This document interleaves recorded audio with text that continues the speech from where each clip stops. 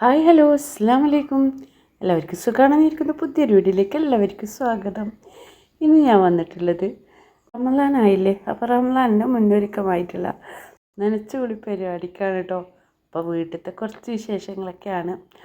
അപ്പോൾ നിങ്ങളെല്ലാവരും നനച്ചുകുളി നോമ്പായിട്ടുള്ള ക്ലീനിങ് കാര്യങ്ങളൊക്കെ ചെയ്തായിരിക്കുമല്ലേ. ഞാൻ കുറച്ച് ലേറ്റായിന് കേട്ടോ ചെയ്യാൻ.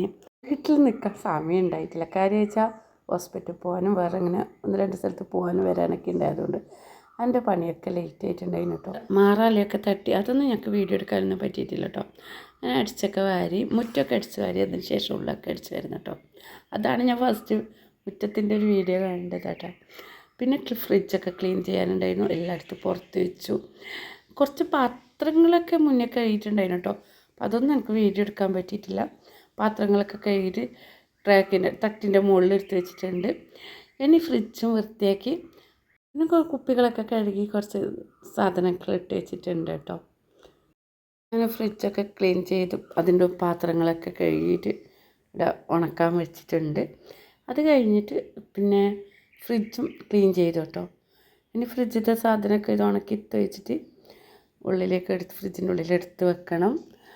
പിന്നെ അതേപോലെ തന്നെ എനിക്ക് ഈ ഇടയ്ക്ക് ഇങ്ങനെ നമ്മൾ വീട്ടിലില്ലാതെ പുറത്ത് പോകുന്നതുകൊണ്ടാണ് കേട്ടോ പണിയൊക്കെ ലേറ്റായിന്. ഇപ്പം ഈ പണീൻ്റെ ഇടയ്ക്കും എനിക്ക് പോകേണ്ടതുണ്ട് കേട്ടോ.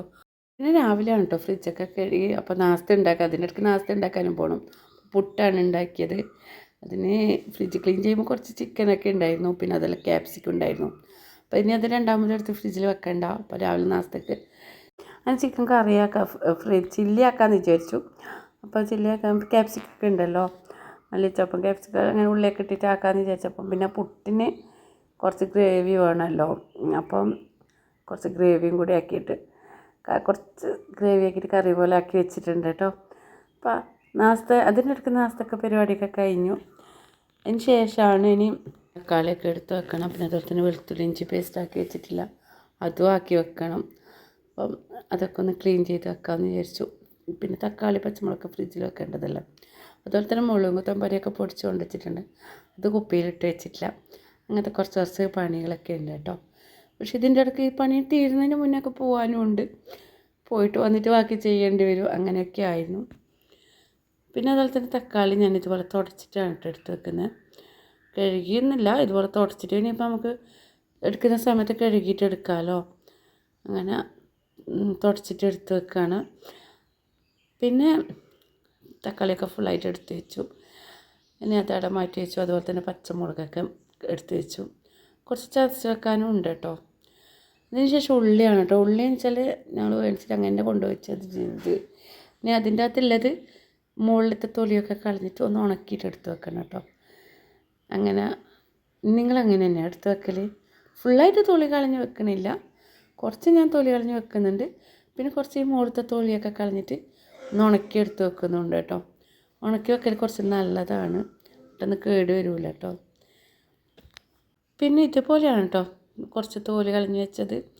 നമുക്ക് മുറിക്കാൻ ഒരുപാടൊന്നുമില്ല, കുറച്ച് മാത്രം എടുത്ത് വെച്ചിട്ടു. അങ്ങനെ ദിവസം തോല് കളഞ്ഞ് എടുക്കണ്ടല്ലോ, 2 ദിവസത്തേക്ക് അങ്ങനെ എടുത്ത് വെച്ചു. പിന്നെ വെളുത്തുള്ളിയും പേസ്റ്റാക്കി വെക്കണം, ഇഞ്ചിയും പേസ്റ്റാക്കി വെക്കണം കേട്ടോ.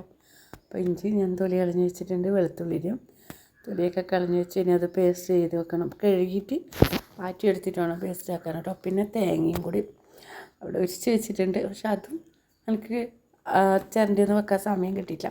പണിയൊക്കെ അവിടെ വെച്ചിട്ട് പിന്നെ ഞാൻ പോവുകയാണ് കേട്ടോ. ഈ വീഡിയോ ഇത്രയേ ഉള്ളൂ. പുതിയൊരു വീഡിയോ ആയിട്ട് വരുന്നത് എല്ലാവർക്കും റമളാൻ മുബാറക്.